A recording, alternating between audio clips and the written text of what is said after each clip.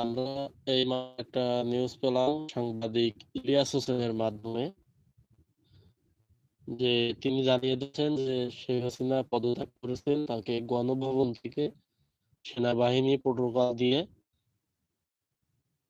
ক্যান্টনমেন্টের দিকে নিয়ে গেছে এবং ফেরেস্তা হইলেও সে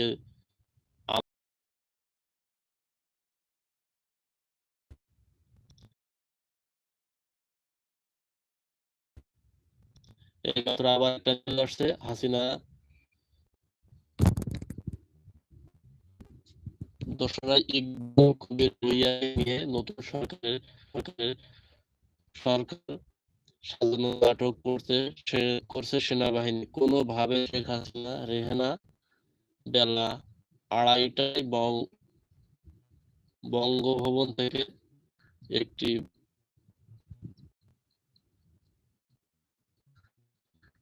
সামরিক হেলিকপ্টারে শেখ হাসিনা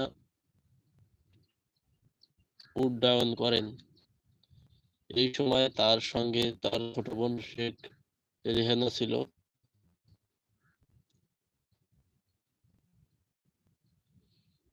সংশ্লিষ্ট সূত্র জানা যায় তার হেলিকপ্টারের পাইলটের কাছ